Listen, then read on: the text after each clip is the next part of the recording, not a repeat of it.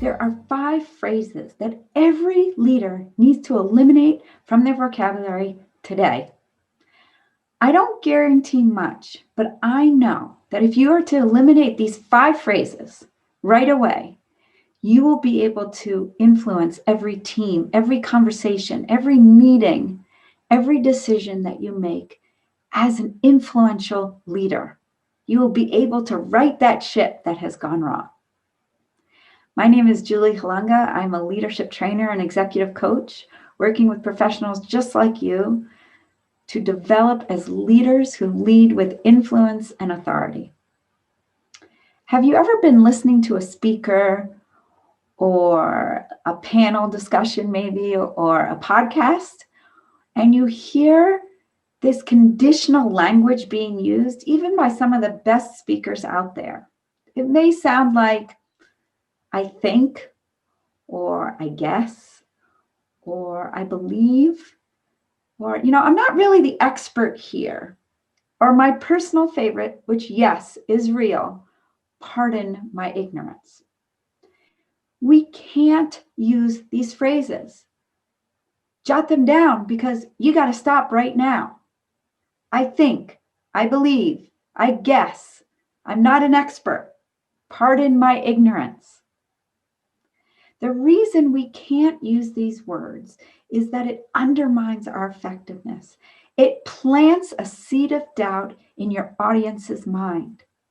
If you are trying to convince someone, influence a decision or a group of people, you need to speak with conviction.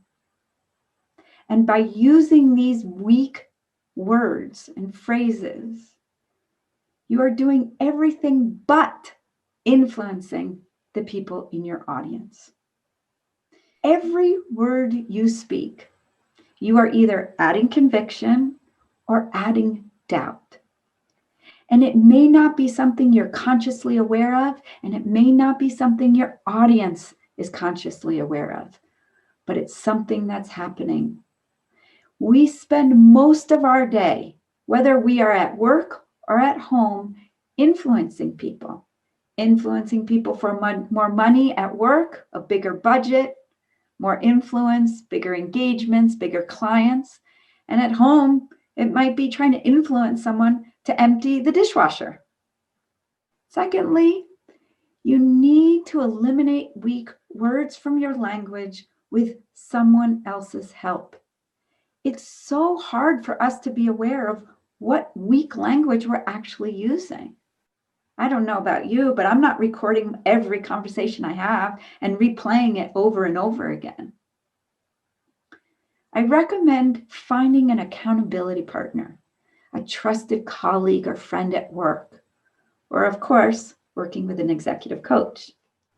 I encourage you to practice this. And here's the first thing I want you to do.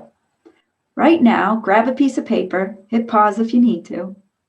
And on the left-hand side, I want you to write down weak words. You can start with the ones I shared with you today. I think, I believe, I guess, I'm not an expert, pardon my ignorance. Add to those words as you hear them. When that red flag goes up for you, when you feel there's a sense of doubt as a listener, jot that one down. And then practice writing and speaking strong leadership language. So in the column on the right-hand side, write down strong leadership language. I know, I'm convinced, I suggest, I recommend. Those are strong leadership language, words and phrases, which you can use starting right now. Now, there's one more I want you to add to that left-hand column. That's a big one. So write it in big letters, circle it, do whatever you need to do to draw attention to it. And that's the word sorry. I don't want you to apologize for something that doesn't need apologizing for. If you're late to a meeting, you can apologize. If someone else misunderstands you, don't you apologize. Instead, you can say, let me rephrase that.